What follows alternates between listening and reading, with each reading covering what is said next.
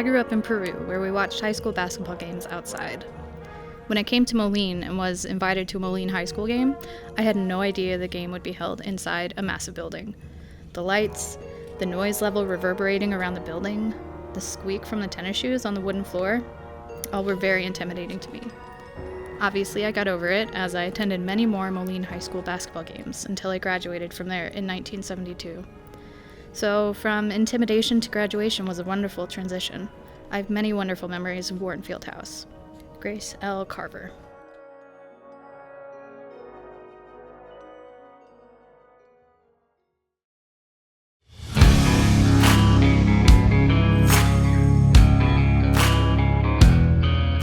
The term fieldhouse originated from the Old English word feldhus, a tent. That definition would evolve over time to be known as an indoor building that housed sports. A fieldhouse is a coliseum of sorts, where brick, wood, and sweat converge in a myriad of compelling ways, from high school athletics to professional wrestling to the wailing of electric guitars to the sermons of political prospects. Fieldhouses stand as lasting testimonials to human creativity, fortitude, and ingenuity.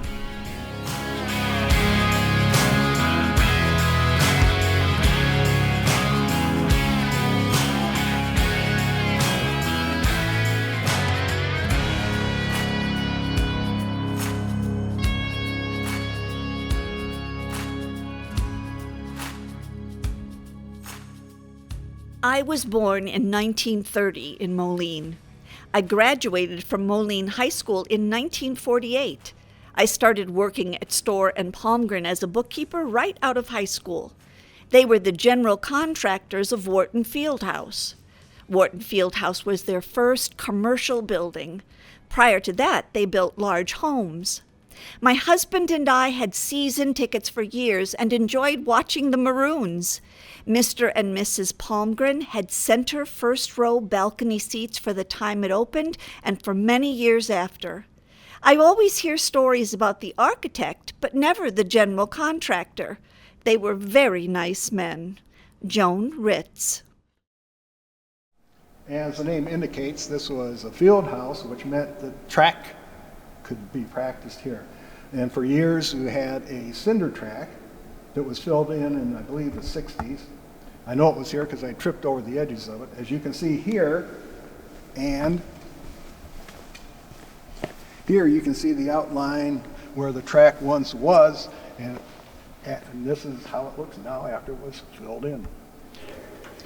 As you see, there's a series of holes here. And at one time, when the field house was first built, they had a cage that went around the court. And the reason for that was they didn't want the ball to bounce away and delay the game. And each of these holes here, a post would be put in, and the cage would go all the way around the court, sides and ends. And for many years, basketball players are also called cagers because of the cage around it. These are still in use today, as they are, as you can see over there, they're used for an apron.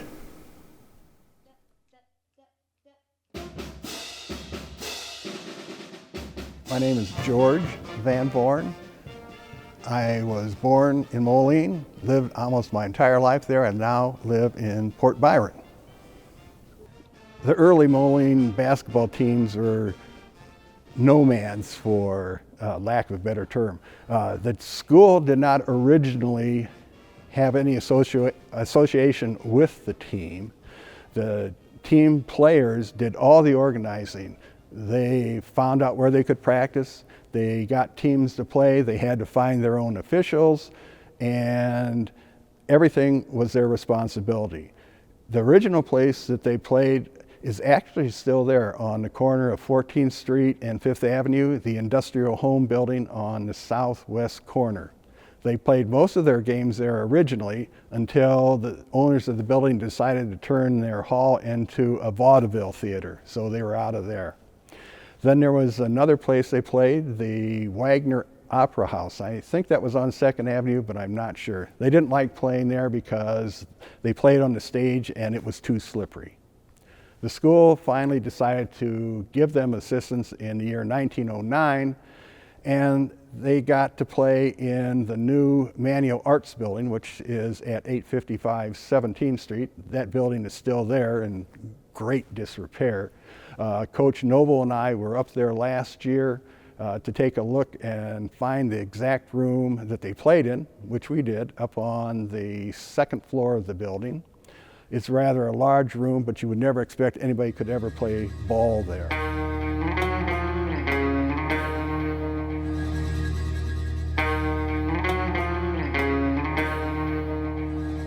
The original reports in the paper talked about fans looking in windows and standing in doorways to watch the kids play. And we found the doors and we found the windows that people looked at. After that, they played at the old YMCA on 5th Avenue and 18th Street. That building's been torn down many years ago. They had a small gym there with a running track around the top of it. It was very small. If you want to take a shot from the corner of either side of the building, you would have that ball come right back and hit you in the head because it hit the bottom of the track.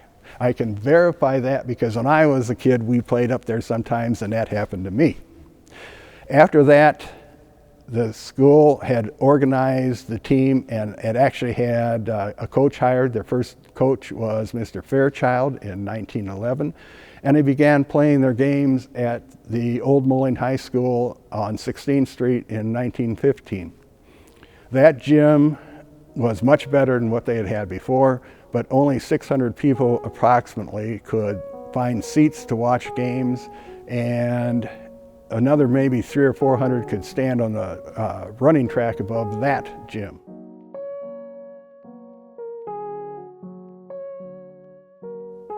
In 1921, two events happened that would start the need for the field house.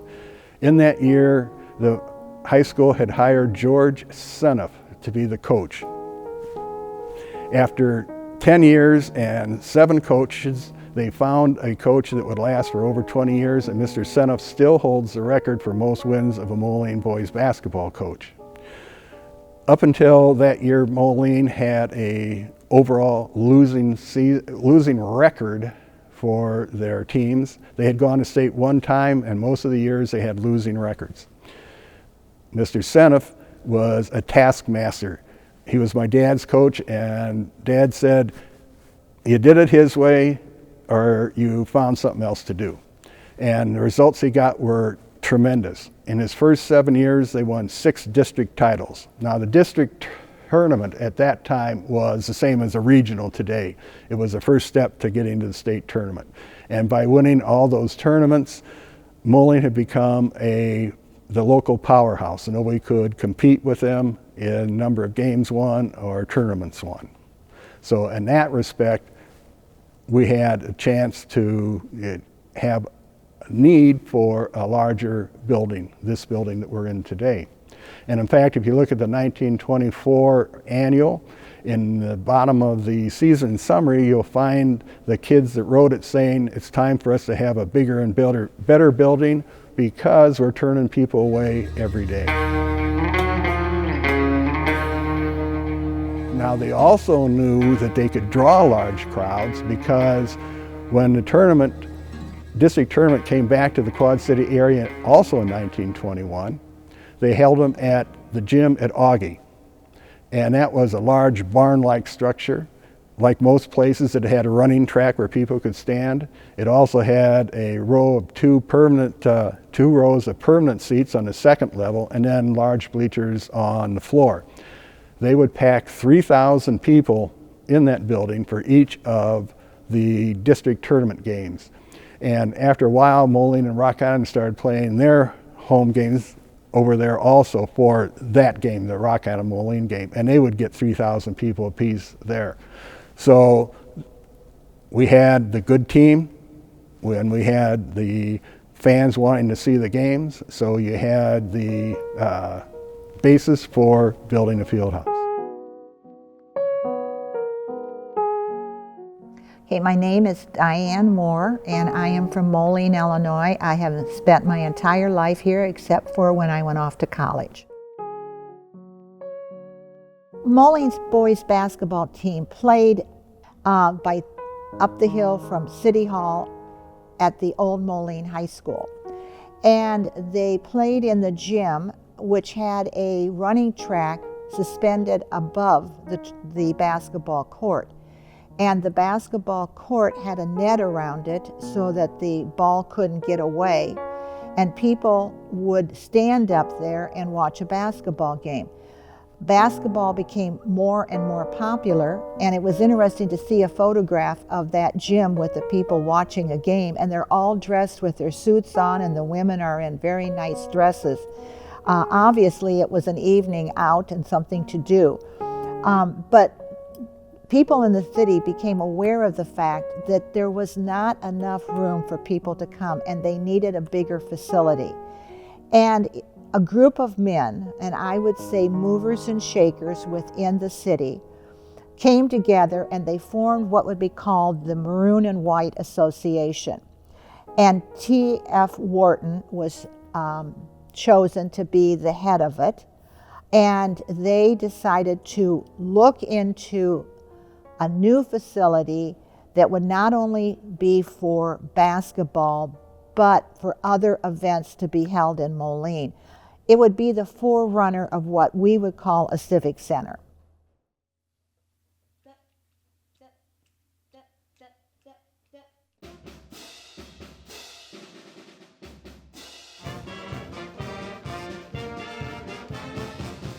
Moline was a thriving community in the late 1920s. They were a major manufacturing hub. In addition to a number of deer factories, there were other concerns such as Minneapolis Moline, which was a major competitor of Deere's. They manufactured farm implements. There was also the Veely Corporation, who made both automobiles and later airplanes, and Montgomery Elevator. There were a number of others also, but those are the four I think were probably the most important. As a result of having these people, or these companies, you had a large cadre of qualified people that could develop a project like the field house. Also, Moline had been going through a growth spurt as far as commercial buildings at the same time. The original downtown area of Moline was on the north side of the railroad tracks. And in the decade prior to the consideration of the field house, things began to move over to Fifth Avenue. But you also had to have a community that would support such a structure and such an idea. And back in those days, people were more associated and identified with the place that they lived.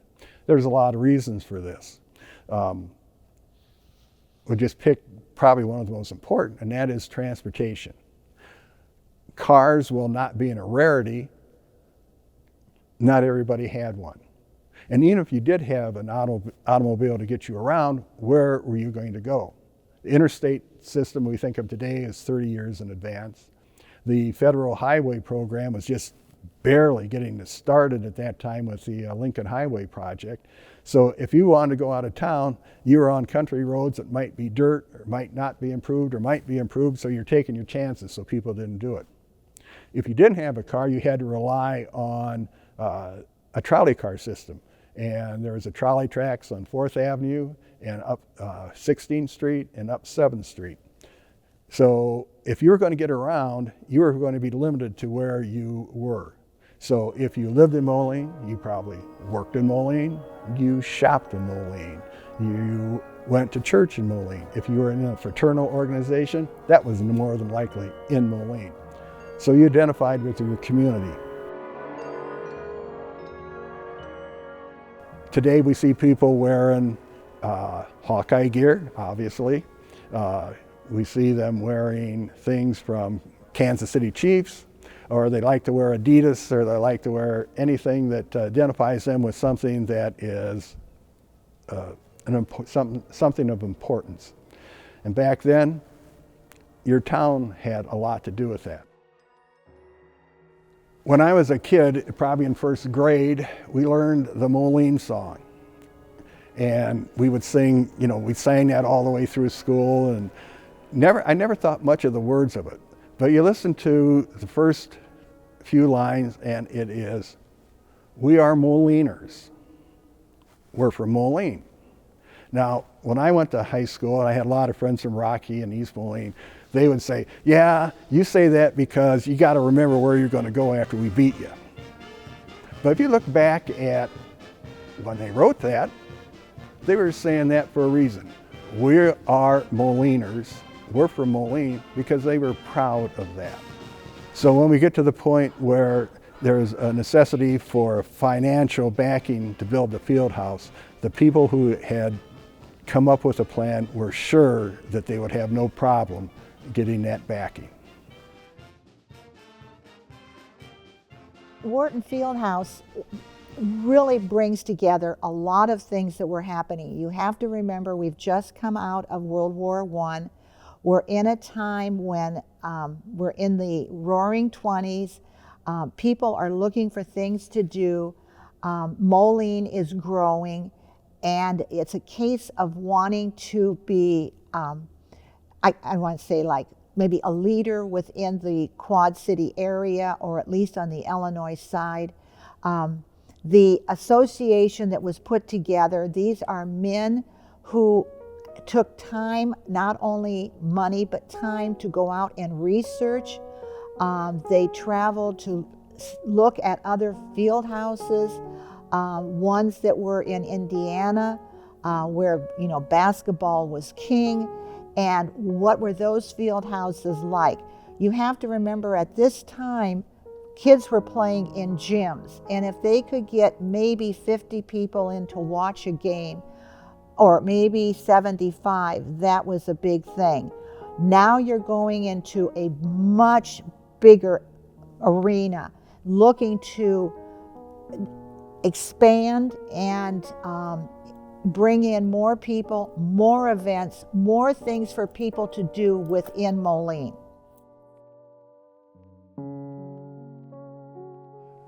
In 1927, in the early part of the year, Coach Seneff and William Schultzke and a number of other people went to Indiana to take a look at the way that field houses were constructed there and how they were financed. And the reason they went to Indiana was because at that time, Indiana had banned football because it was too dangerous.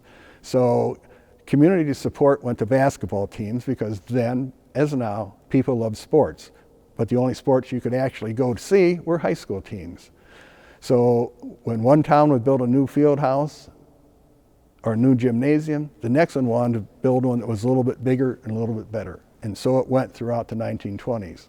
So our people here went there, figured out what they wanted to do, came back, and in December of 1927, they published their plans in the Dispatch.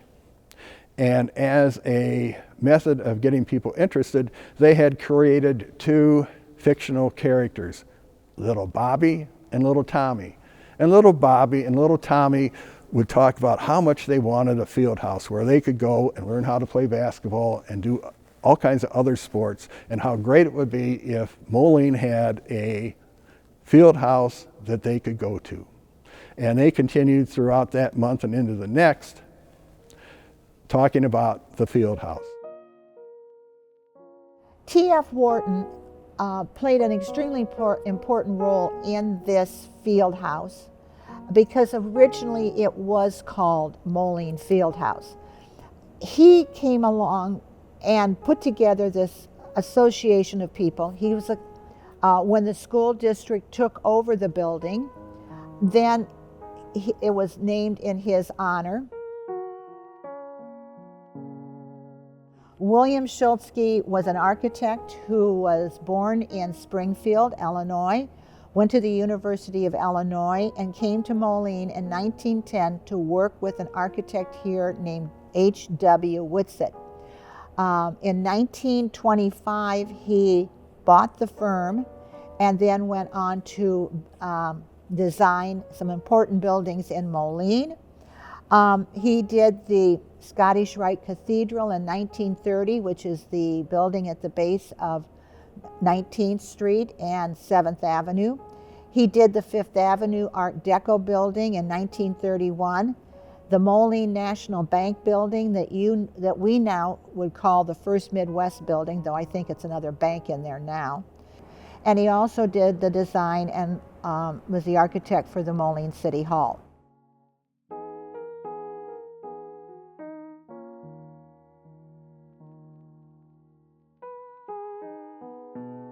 The original drawings and renderings of Wharton show a building that is completely different from the one that we see today. And the changes that were made this building still a viable place to play 100 years later. The original drawings show a building that's similar to this, except it has an annex on the north side and an annex on the south side, and the roof line is completely different. Originally, it was going to be placed on 16th Street and 21st Avenue, right along 16th Street. However, those plans had to be adjusted for two different reasons. One being that the actual land was not really conducive to the building of such a large structure, and the second being the building was going to be leased to the Maroon and White Association, and there were legal issues with the land because it had been given to the city by Mr. Browning for the use of the city for recreational and athletic programs.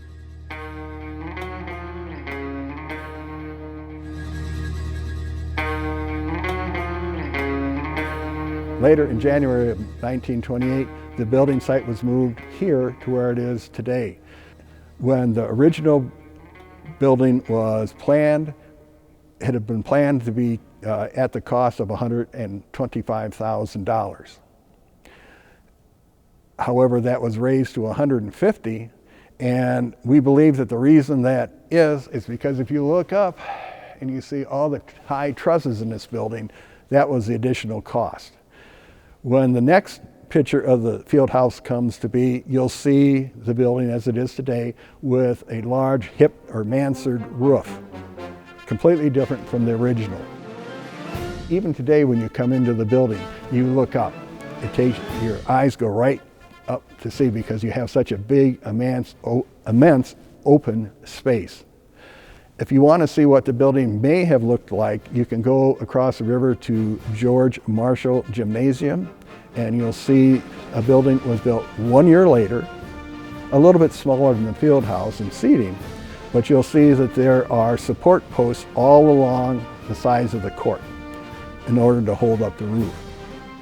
By making the changes that Mr. Schultzke did, by raising the trusses up, you have unobstructed views. You allowed the balcony to be raised off the floor to give more room on the main level, and that allows for a number of different activities to be done and played here as opposed to a normal gymnasium. Hence the difference between a field house and a gymnasium.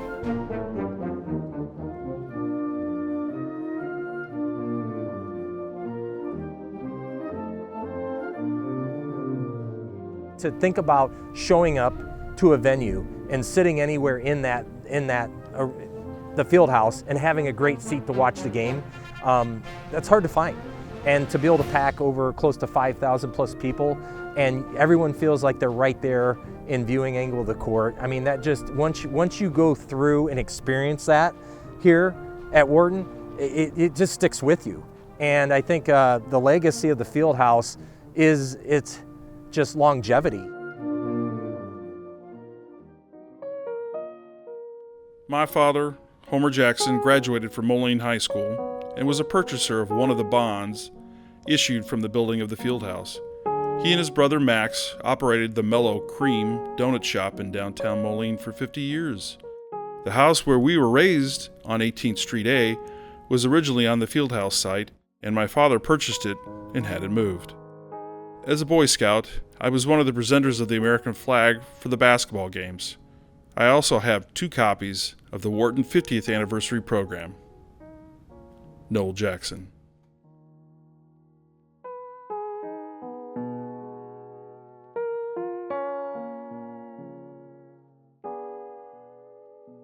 The Maroon and White Association decided to build a building, and it was going to be located where Browning Park sits today, facing on 16th Street.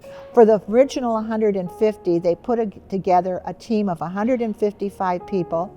They were broken up into 11 teams, and they went out and they raised the funds by selling bonds. Now, this was about 1928, 27, 28 that they were doing it. And they were successful. They had competitions between the schools to see who could sell the most bonds. The winner for the elementary school was Garfield. The class of 1929 was the winner for Moline High School.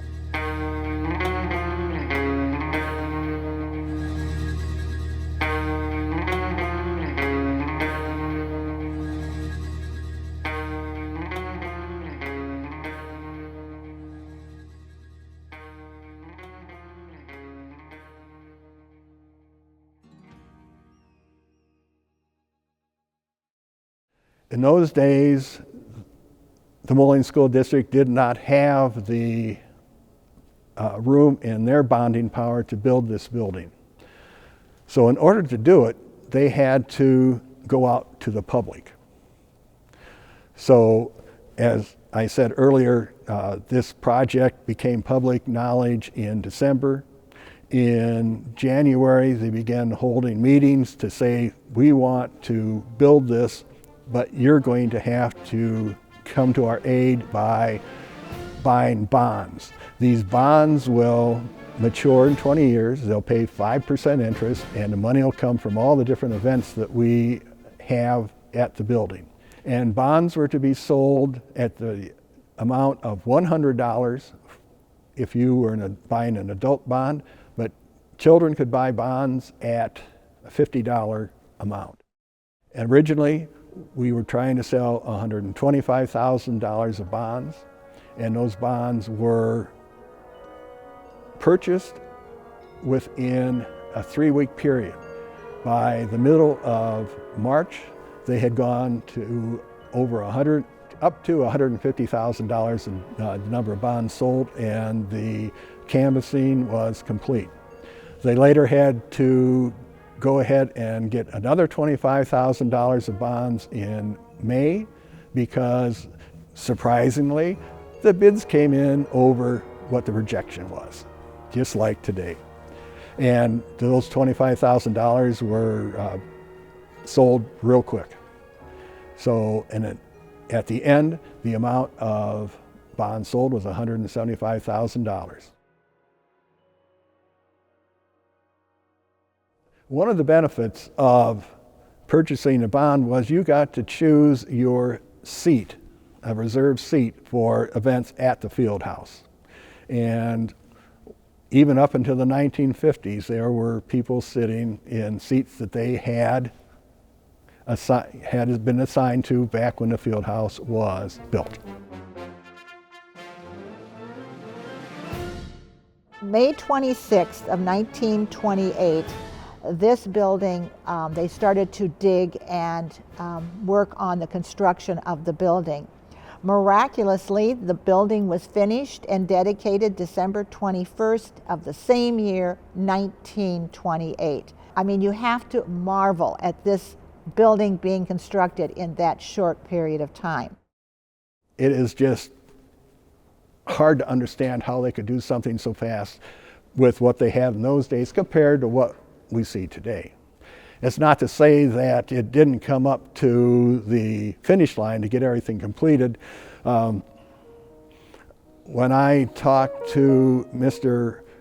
Rosborough, who was a player at that time, he told me that the night before the field house was to open, the coaches and the players were all still working on the floor, putting finishing touches to it so it would be ready for the following day. But they did have their opening game on that night, on December 21st, it was Moline versus Kewanee, and the score was 22-15. High-scoring game, a lot of defense, and after it, the University of Iowa played Marquette University, and then after that, the dedication took place. The first basket made in the game was by Jim Rosborough. His father was the chair of the Board of Education. He was not the first person to attempt, but he was the first person to make it. And what is so unique is that his son went on to play here at Moline High School, and that son, Jim Rosborough, then went to play basketball at the University of Iowa, and eventually became Lute Olson's assistant. The connection of the Rosborough, the Ball and Rosborough family to this building is extremely important. And so Jim out in Arizona had his son's high school basketball team come out and play in a Thanksgiving tournament here at Moline, so that his son was the third Rosborough to play at Wharton Fieldhouse. My grandfather, Caldwell R. Rosborough, was the chairman of the school board when the Fieldhouse was built. My father, James B. Rosborough, was on the construction as a high school student. He scored the first basket in the first game ever played at Wharton Fieldhouse. My brother, James M. Rosborough, played for Jack Foley in the early 60s, graduating in 1962. They had a terrific team. In 2001, my brother arranged for his son, John Rosborough's team, to come from Tucson, Arizona to play at the Fieldhouse. My husband, daughter, and I were there from Boston, Massachusetts to witness the third generation of Rosborough men play on the sacred floor of Wharton Fieldhouse. Awesome players like Steve Kuberski, Tom Gramkow, and my best buddy, Terry Carlson. Most of the women of our age never got a chance to play at the Fieldhouse. Times were different then. Can you imagine Caitlin Clark playing there? All the wonderful memories and my family connections to the Wharton Fieldhouse. Those were some of the best times of my life. Jane Rosborough Jackson.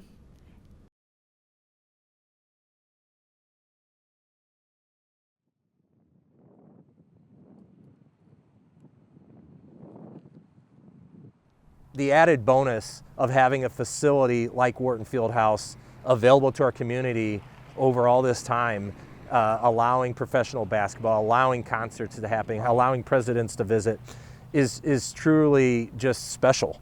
And you just don't see that anymore. With school construction, there's not they don't have in their budgets to build a place like Wharton. So, the legacy of it is the fact that when you go back and you look about how they designed this building and how it is still to this day standing and in great shape and is still one of the top 10 venues in the United States for high school sports is truly the legacy. I think when people think of Wharton, that's what they're going to remember.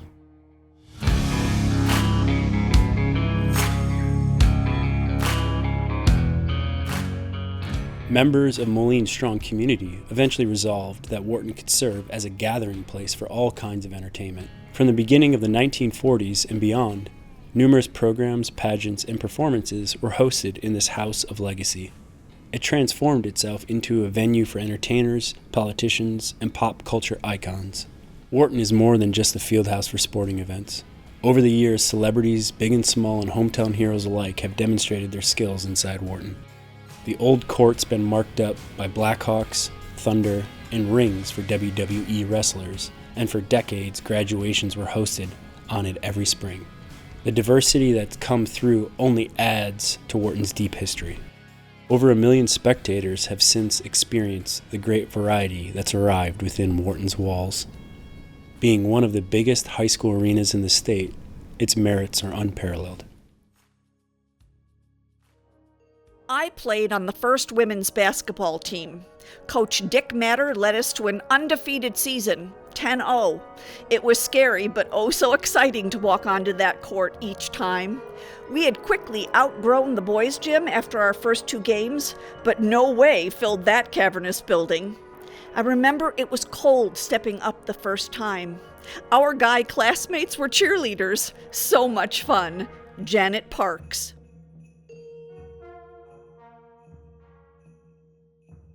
My parents began taking me to the Wharton Fieldhouse at age 5 for all of the basketball games, as well as many other events. I always wanted to be out on it. My dream came true when in high school, I spent 1962 to 1964 as a cheerleader on that floor for the MHS basketball games, danced on it at several halftimes with Jolene Henn's dance team, and then sat there to graduate in 1964. In all my years of travel and attending events in many other states and countries, the Wharton Fieldhouse far surpasses all others as the best and most unique of all venues, a true field of dreams. Kathy Powers Brown. My younger brother and I lived on 23rd Ave just off Wharton parking lot. We would go to every Moline basketball game and every professional wrestling event. Phenomenal thing is that in all those years we never paid to get in. We had a system to sneak in. Ed Lemon, who was the director back then, finally figured that out. He would see us at the event and of course have us thrown out. Most of the time we would get back in. The fun was doing our best to not let Ed Lemon see us. Great times. Jim Murphy.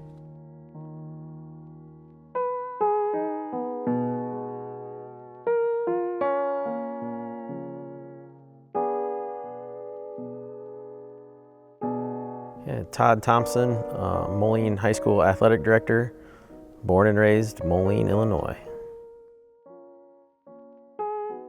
Well, I think as far as Wharton Fieldhouse goes, it's probably a little bit different for everybody in their era, right? So it's a historic atmosphere, historic venue that has hosted so many great events, all the way back, obviously, it says right here on the court, 1928. So it was, we've had some of the greats.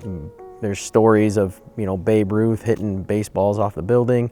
There's stories of, Coach Red Auerbach being here and doing WWF stuff from when we were kids and things like that. So to me personally, I was in the era with the Quad City Thunder and some WWE type situations growing up, running around these rafters right here. And now it's one of the best, if not the best, high school basketball venues in America. Yeah, I think even in high school when I was here, I was part of the very successful wrestling team. In 1996, we won the state championship, and we had all of our wrestling dual meets here. The volleyball team's always been very successful, and now obviously with last year in the basketball, but we loved it. We would try to, find a way to get as many fans here as we possibly could because we knew it was just such a home court advantage in every sport. So I think that means a lot to the athletes. As you go through, it's almost like it's the norm. And then you go on a road event and there's, 60 people in the stands, and most of them are just parents. You have a home event and you have 3,000 people in the stands, and all they want to do is see you be successful. So I think the athletes feed off of that community energy.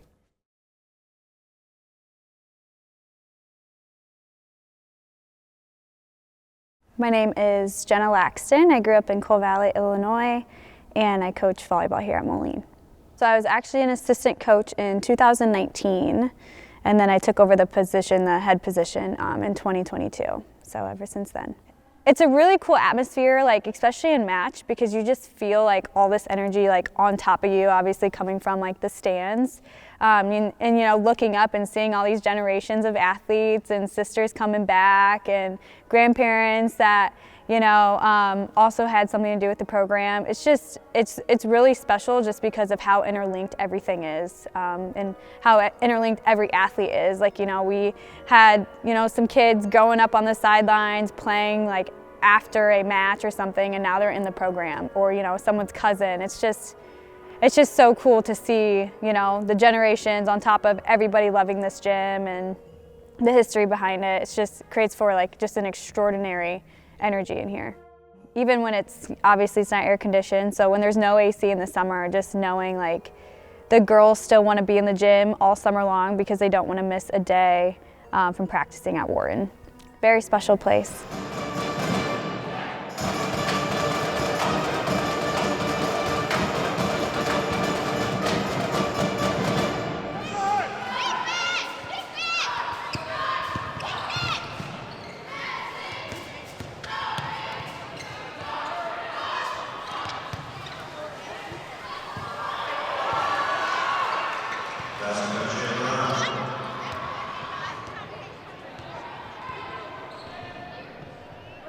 My name is Adrian Ritchie. I'm from the Quad Cities. I'll say Rock Island, Illinois, but my dad's half of the family's from Moline, and my mother's is from Rock Island. And I coach recently girls basketball, previously boys basketball, amongst other sports here at Moline High School. Like my entire family has played or performed here at Wharton Fieldhouse in numerous sports. My daughter played volleyball here and basketball. My son played 4 years of basketball. My wife played basketball here as well. She is on the trophy downstairs in the 1989 fourth place girls basketball team. They got fourth place in state that year. My father was a state champion here in 1960, and in 1962 he won the 440-yard dash. Back then it was the 440-yard dash. His name is on the champions board down there, along with my uncle. Everybody on my wife's side of my family also competed here at Moline High School, and so I'm pretty tied into this building.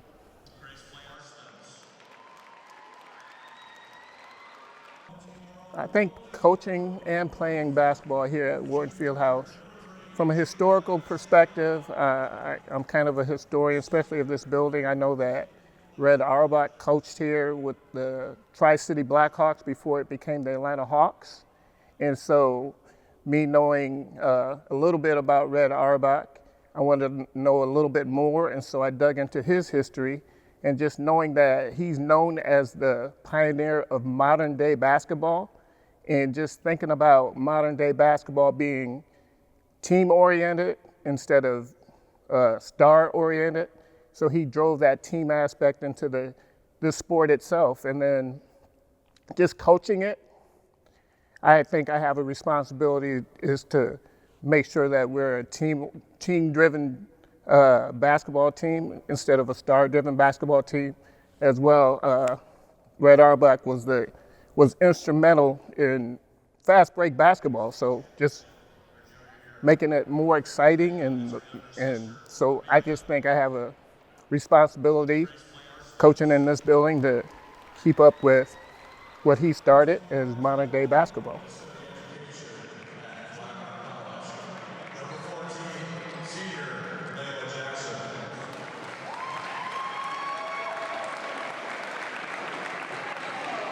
Number 45, Charlize Martel.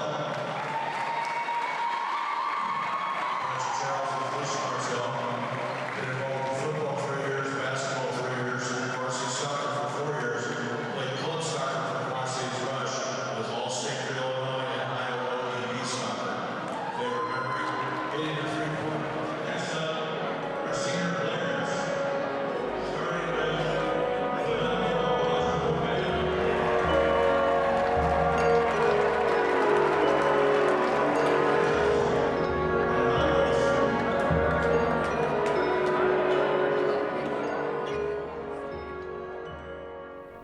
it's a different experience.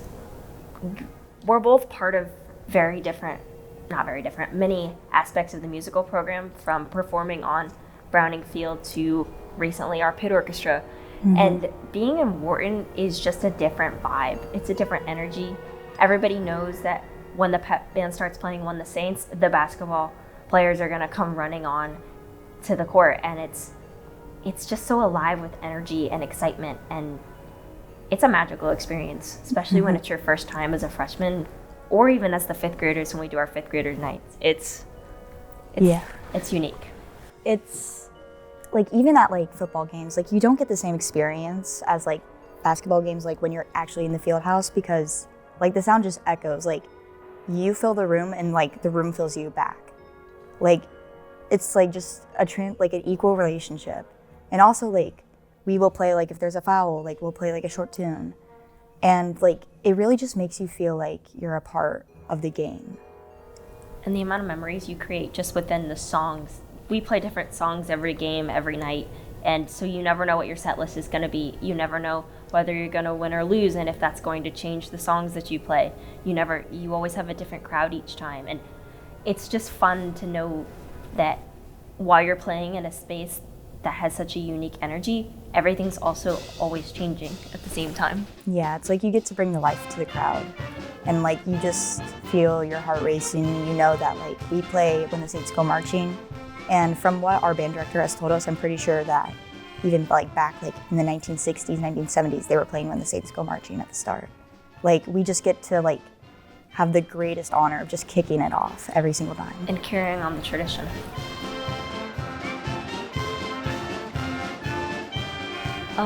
We have a shared memory here. I am very fortunate to be a part of the line of band managers and chief librarians who sing the alma mater for our marching band. And when the games are over, we all come back and we get out of uniform and we sit right here on this part and we sing the alma mater, and it's so quiet, and just hearing our voices echo, it's probably one of my favorite things because everybody takes it so seriously. Yeah, it's like spine-chillingly like beautiful. Like with nobody else is in here when we get in here, and like we'll get everyone to quiet and we just start singing together.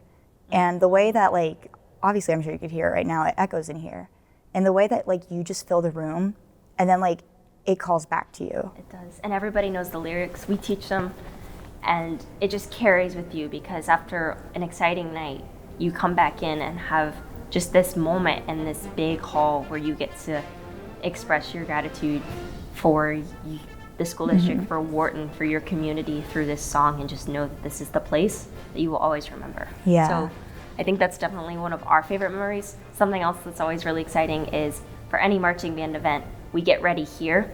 And so there's always some crazy action going on or some fun conversation that you just get to come up a few rows and jump into, and you just don't forget those moments. Yeah.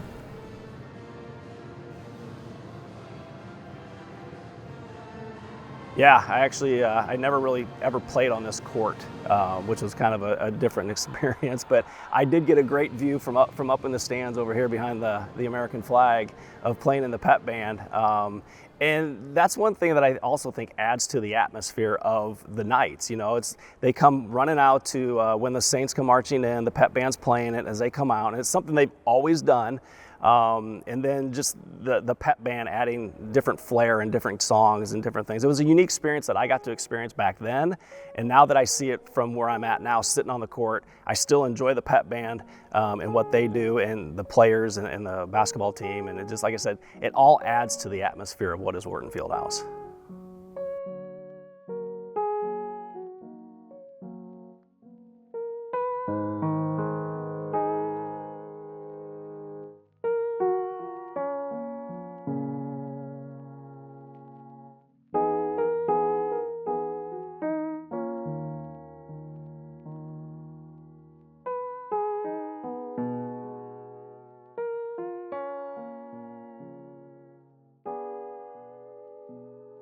I'm Emily Finley. I'm a senior and I'm on the Moline Contemporaries dance team.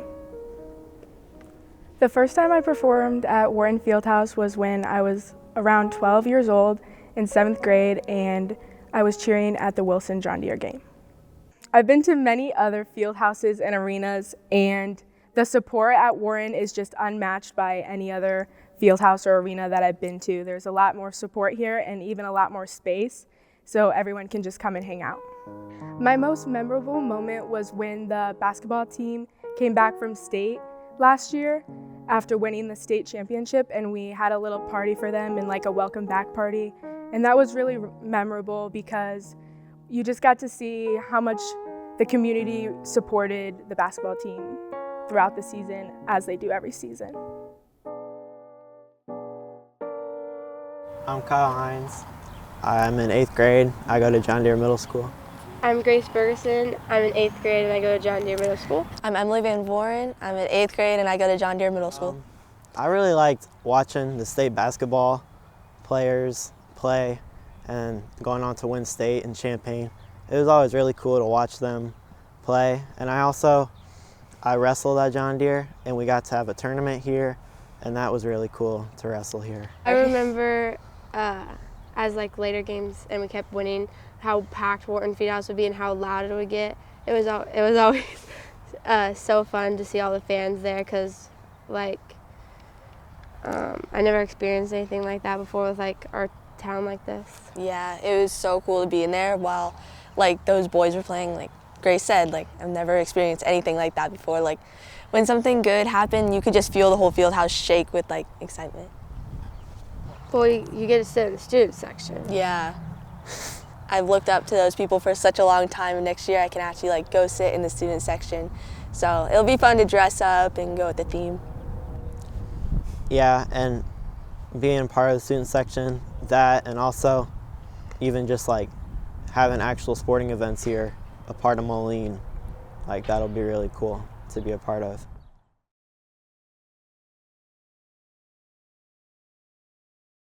My name is Trayvon Taylor. I'm a junior at Moline High School and I play basketball. It's great. It's very special. It's always special to play on Friday nights, to come down here and there's a bunch of fans and the environment, all the energy, the great energy that gets put into it.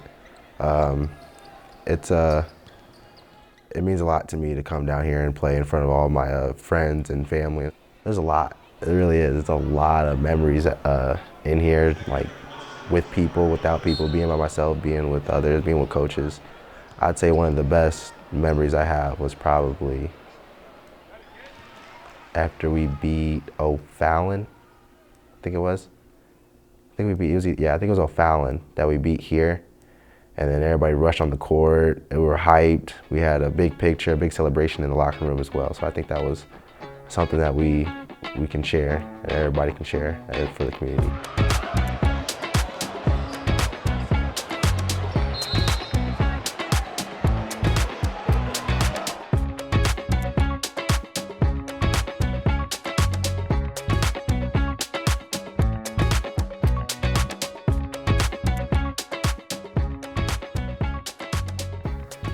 My name's Sean Taylor. I'm a social studies teacher at the high school, and I've been the head basketball coach at Moline for the last 8 years. Yeah, I don't think I knew at the time how much it meant to the community. You know, I was always proud of coaching at this school because of the history, but you know, after we won, to get emails and letters and pictures from people that went here in 1955, and it was a dream of theirs to win state, and thanking the boys and me for helping fulfill that dream. And I wasn't aware of that. You know, I knew we had great support, great fans, great tradition, but you knew how much it meant to me and to the players, but to hear how much it meant to so many people from people that don't live anywhere near Moline, that live on the East Coast or the West Coast or a different country now. That was something unexpected, and it made it even more special.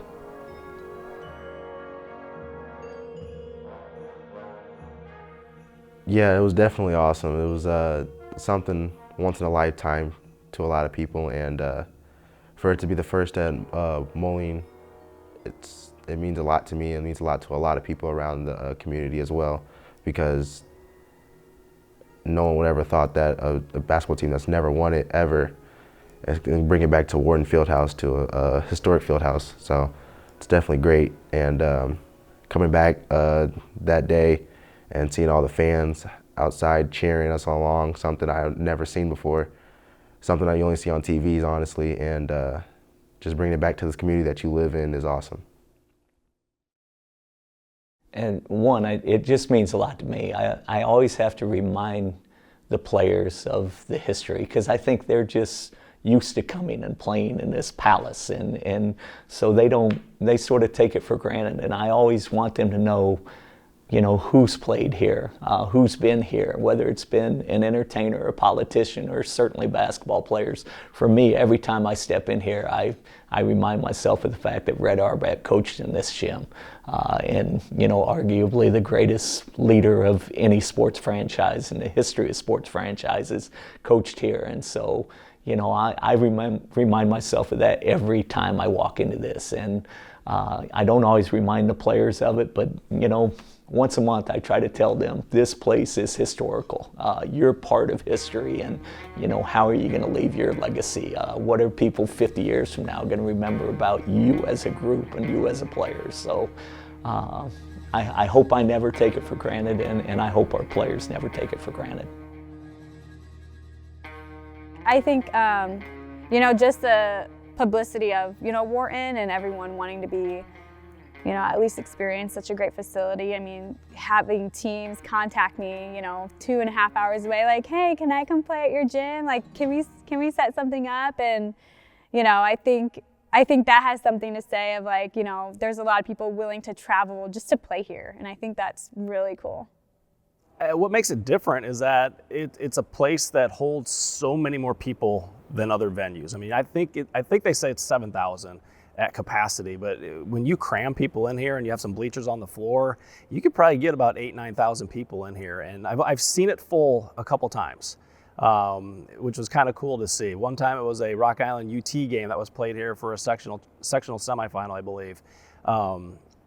Thousands and thousands of people. It was amazing to see. And then just last year, the fact that Moline had a great run and they were the talk of the town in the Quad Cities, to people come out, people hadn't been to games in years coming out to watch a game, not being on site of the high school. A lot of people, when they come to the area, they're like, oh, I'm just gonna go to the high school and find the game. And you can't do that because it's not at the high school. So to have a standalone facility the way that they do with Wharton Fieldhouse it's awesome. And the facilities are great. You get a unique perspective on a game, and just the atmosphere on a Friday night when you walk into the game, you can kind of feel that buzz, especially last year with the team that they had that won state. Everybody coming out to watch a game, they knew why they were coming, and it adds to the experience, adds to the environment of Wharton Fieldhouse.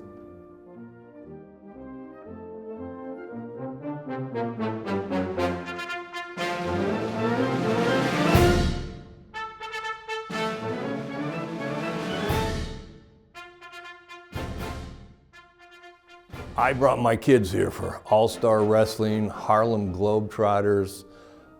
Some of my kids' best memories are coming here and watching Hulk Hogan and Rowdy Roddy Piper and that group of people.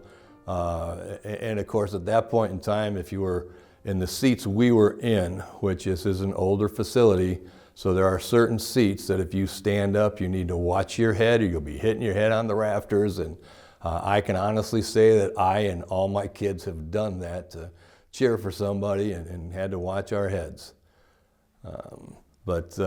Yeah, one of the interesting things is this used to be the major venue for recording artists. The last major concert that was held here was DJ Jazzy Jeff and the Fresh Prince performed here in 92 or 93. That was the last concert to be played here? Yes. That was the last concert, DJ Jazzy Jeff. We've had political rallies here. We've had Goldwater, we had Nixon, we had Wallace, who brought out a large contingent of Black Hawk and Augustana students who were here to protest his running for office. I think the last non-school event that was here was Michelle Obama. And she was here campaigning for her husband, and there was a large group of people here to meet her and hear what she had to say. I saw my first concert in Wharton Fieldhouse. DJ Jazzy Jeff and the Fresh Prince back in the 90s. I went with a friend of mine, and we sat on the floor in the bleachers right next to the entryway to the locker room. So when they came off the stage, they went to the locker room. I was so excited. Will Smith gave me a high five as he ran in. Heather Rossman.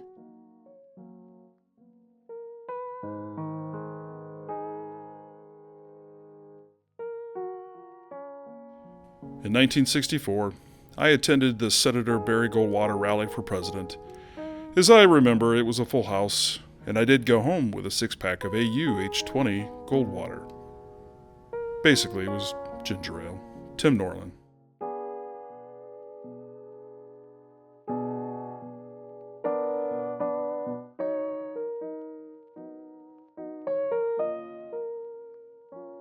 It's not really one story or two stories, but it's what Wharton meant to me, and it may not just be me. It may be many. My parents were Maroons. My grandma and Grandpa Olson were Maroons. A game night at Wharton was a family affair. Both sets of grandparents had season tickets, as well as my parents, myself, and sister. Anytime there was a home game, we all were there.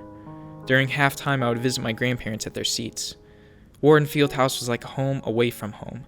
The light shining through the windows at the top were a beacon for us on a cold winter night. When you walked in the door and heard the squeak of the sneakers on the wood floor, the cheers from the cheerleaders and the smell of popcorn, you felt at home. When we got older, it's where we gathered, laughed, and hung out with our friends. Wharton was not just a place to cheer on the mighty Maroons, whether it be the girls' team or the boys' team. It was home. Tim Anderson.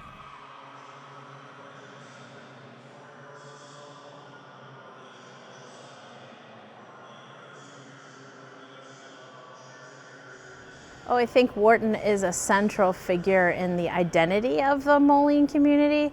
Every community needs some kind of identity piece that brings everyone together, regardless of their background, regardless of how long they've lived here.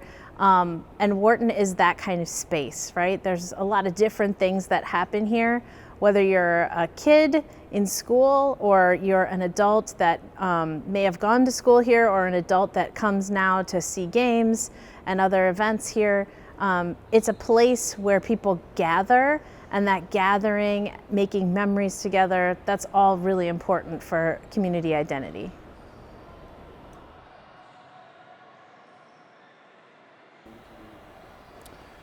I think it means it's a community gathering space. It's a place for us all to get together. Still has been that for me over the years. You know, I graduated 25 years ago, and it's still a place that I come with my kids, still a place that I come to see games and get together. And you know, you come down here, you see old friends that you haven't seen in a long time. So that's what it means to me, and I think that's what it means to a lot of people around here. Yeah, it's a symbiotic relationship, right? Because those businesses could just as easily say, hey, this is a nuisance and it's affecting our operations, but they really embrace it. They understand that they've got 1,000 people coming down here on a weeknight that are going to serve those businesses. So Hungry Hobo, Happy Joe's, Whitey's, they're all going to adjust how they operate to try and get more people in here. And they understand they're part of the community too. So this facility is really set up to integrate with the neighborhood and not only the commercial district. I would hope as a city official that we can continue to strengthen that commercial district and find other ways to do it. I know from the mayor and the council on down, they have priorities to really focus on some of these older commercial neighborhoods. So this is a perfect example of how all those places can work together, as opposed to pointing fingers and kind of saying, hey, look, this is a nuisance, or you're taking up my parking, or I can't operate my business in my normal fashion. You can adjust how you operate those things, and you can bring in even more business, and you can make yourself a community partner. So I think it's a great example, and I think other cities and other parts of the city could learn from that.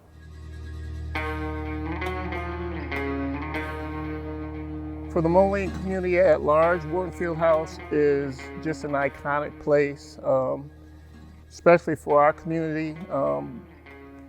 So many events, sporting events, concerts, wrestling events, all sorts of, you can almost name the event, and Wharton Fieldhouse probably had it. I've heard so many stories about the history of this place. There's even a story of Babe Ruth hitting a ball on top of Wharton Fieldhouse from the track. I've heard about that story. So you can kind of dig into the history here, and you can just feel that there is such a deep-rooted connection with this community, with this iconic building.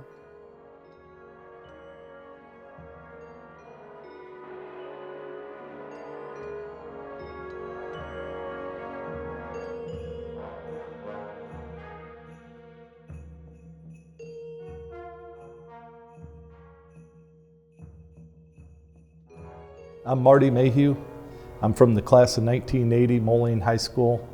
Been a lifelong resident of Moline my whole life. Been here almost 63 years.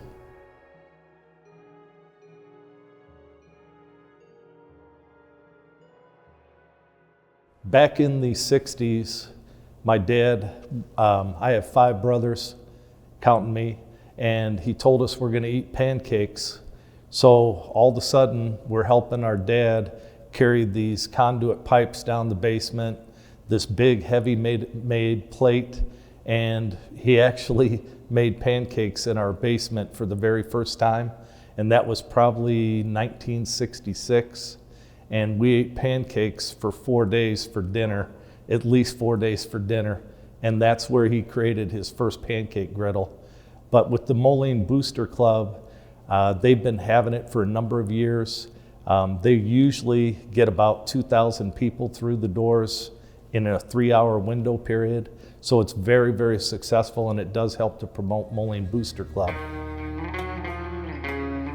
This is kind of bizarre, but my younger brothers and I had to ride in the back of a pickup truck to Detroit, Michigan. My uncle was a bigwig at U.S. Steel, and he made a plate up in Detroit at the factory, and we had to ride in the back of a pickup truck in probably November, December to go pick it up. And it was a little chilly, and it was more chilly when we had to sit on the plate riding home in the back of the pickup truck.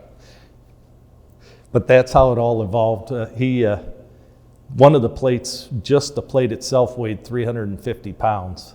So it takes a period of time for it to heat up for the pancake griddle to work properly.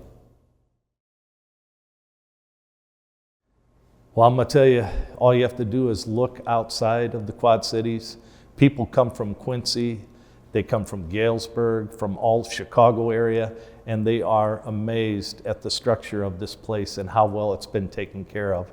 And that's a true testament to the Moline School District for keeping this place up. It's an unbelievable, fabulous place to have any sporting event or any type of an event you could have.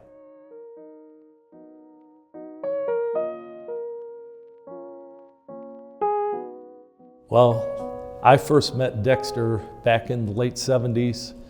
He would come to my parents' house, and he would always ask my mom and dad, can I have a Pepsi or something?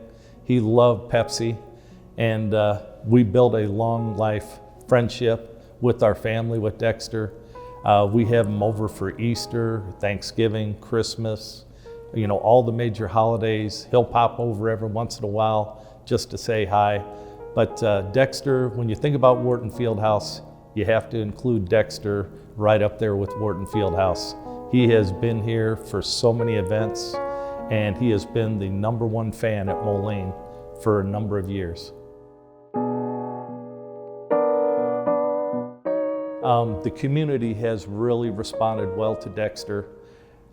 Dexter, if you look at Dexter, he always has a group of kids around him talking, always about sports, the weather, what's going on in the world.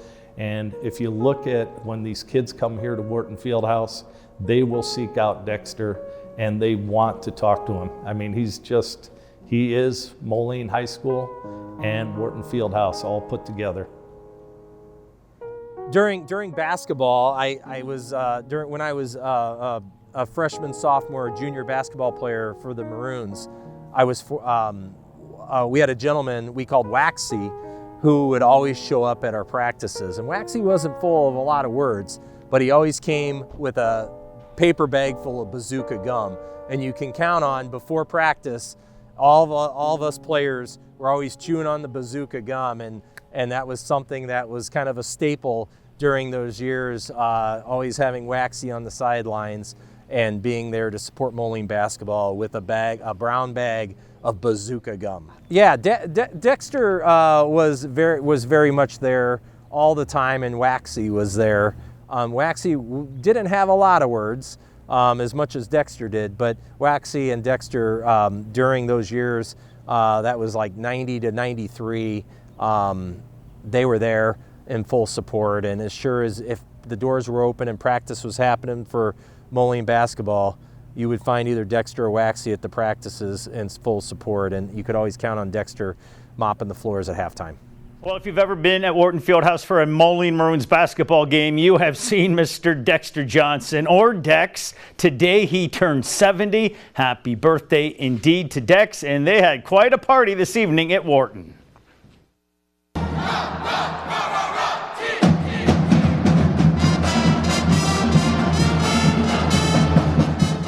it's wonderful to see the community come together to celebrate such a special member of our community, Dexter Johnson, and I'll be making a special proclamation for Dexter Johnson Day tonight. Now, therefore, I, Sangeeta Redhead, Mayor of Moline, do hereby proclaim May 4th, 2023 as Dexter Johnson Day in the city of Moline. You see him out here working hard, keeping this floor absolutely spotless. Dex, am I all right standing on? I feel like I should probably No, you're okay. I'm all right? Yeah, you're okay. I was teaching a grammar lesson, and so I called on Dexter because he was looking out the window. I kept looking out at the sky, and that sky was getting darker and everything. I said, Dex, what's the question? Or what am I asking? What am I talking about? And he says, It looked like there'd be some wind, hail, and very heavy rain. And I told everybody in the classroom, when you get to your car radios, just be aware that there may be a severe thunderstorm watch or even a good chance of a tornado watch. guess what happened? And it did just that too. A beautiful sunny day that it was when Dexter started talking about that. Down came the rain and the storm, and it got dark, and everybody in the classroom, Dexter was in the middle of the room, they all pushed their desks away from him. I think they couldn't believe it. I called that right. So it was a classic Dexter moment. I'm Dexter Johnson, and I'm from Moline, Illinois here. All my life, that is. I came here to this field house in the late 1950s or early 60s with my parents. We'd always sit up in the northeast corner there in Section M, row 11, seats 1 and 2. We had season tickets then through the 60s and going into the early 70s. Well, started sweeping here during the Thunder games. And that in the early 90s, I've been sweeping this ever since for these last 3 decades, is what that is.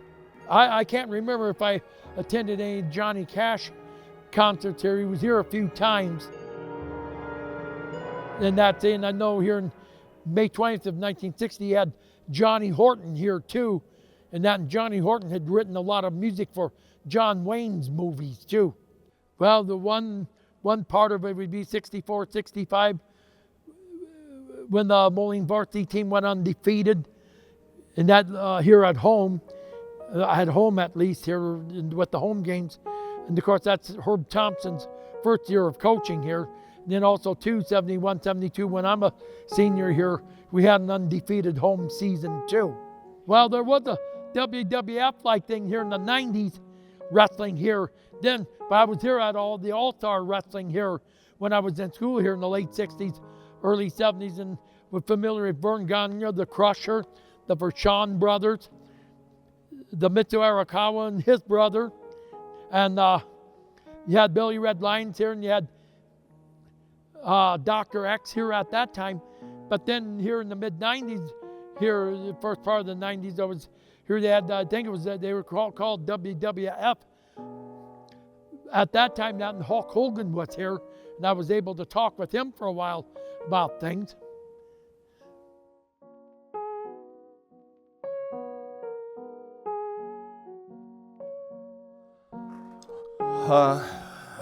Yeah, what Wharton means to me is this is a place that I was able to end my working career and say that I was able to work in and take care of one of the best places in the country to watch high school activities in, not just the basketball games. We used to do our graduations here. And I understand because of the crowding situation, we had to move away from that a little bit. But this is just a place that if you look at the old movies, Hoosiers, this is the type of field house Hoosiers was filmed in. And it's huge. There are very few facilities you can go to watch a high school basketball game that has the history around here. They used to have all the concerts and stuff. People don't know that this was a place where all the political figures came. They don't come here anymore, they go elsewhere. And I think we're losing that as a community, but I'm hoping that this will help reinvigorate Wharton Fieldhouse, not just for the Moline residents and students, but you know, the entire Quad Cities. This is one of those things that when the tour buses from the cruise ships go out, this is the place that there actually would be people interested in coming to see the tour. My husband, Bob Moore, the book is dedicated to him. He was the announcer at Moline High School for the Wharton Fieldhouse right here. And he was the announcer for 25 years. People used to call him the voice of Wharton Fieldhouse. And when we started dating, and then after I was married to him, I would sit right next to him. And it always amazed me that he was so calm and never got upset with any of the calls at all that came from the officials. And that after he retired in 1991 from working here, because he retired from teaching at Moline High School, we got season tickets, and all of a sudden an official made a call that he thought was wrong, and he stood up and he was yelling, and I said, "Where'd that come from?" And he said, "Well, I couldn't do it when I was announcing."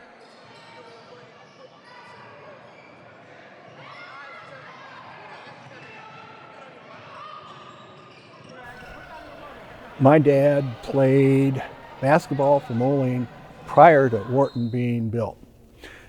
He played in 1924, surprisingly, 100 years ago. And he was a big fan, as most people were at that time. When we wrote the book, both Jack and I wrote a dedication, and I dedicated my portion of it to my father, and I would like to read that at this time. Dad would get up from his chair, walk over to the radio, and turn it off with enough force to make the little Philco shake. He'd sit back down, take a sip of Falstaff, pick up his cards, and continue the gin game. Mom didn't say a word. She'd put down her cards, take a puff on her cigarette, look at him, and then look at the ceiling. She knew there was no point in saying anything because she knew what was going to happen next. After all, it had happened 100 times before. They'd play a hand, or sometimes two, and then Dad would be up again, this time to turn on the radio.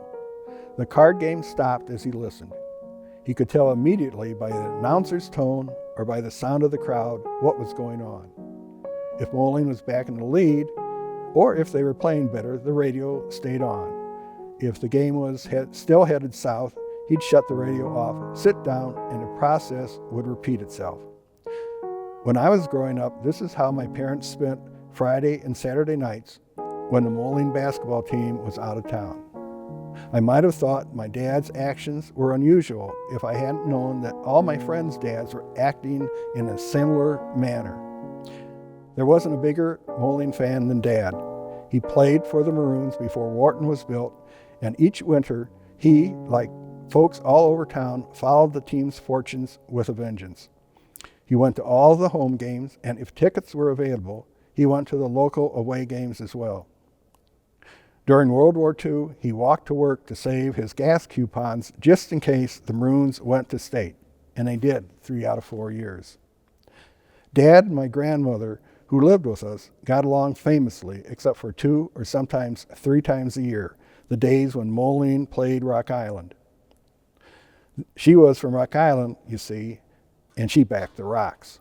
On these occasions, whoever was on the losing side would take great pains to avoid the other in a good-natured ribbing that was soon to follow. On one occasion, Dad got sick and was hospitalized.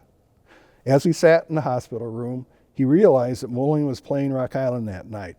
My mother was dispatched to the house and returned with the radio. Moline won the game, and Dad was released the next day. Mom told her friends that the win did more than the doctors to improve his condition.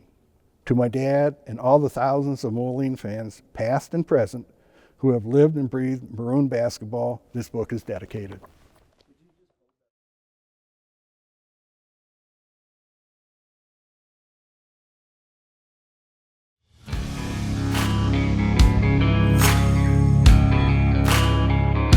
In more ways than one, Wharton is a tent, a safe environment where people can go to feel connected and comfortable. Its endurance is a testament to the welcoming atmosphere it presents to all strangers and regulars. Victories and devastations have been witnessed in Wharton, the stories of each and every one enhancing the overall experience. Wharton's story will go on, just as the memories and emotions associated with it. The more happenings that occur and overlap, the deeper the connections to Wharton become. The future of Wharton is bright. It endures through each day and every night. The noise it shelters, no matter its loudness, will forever live in its energy. An energy that'll carry it further into the lasting memory as a house of legacy.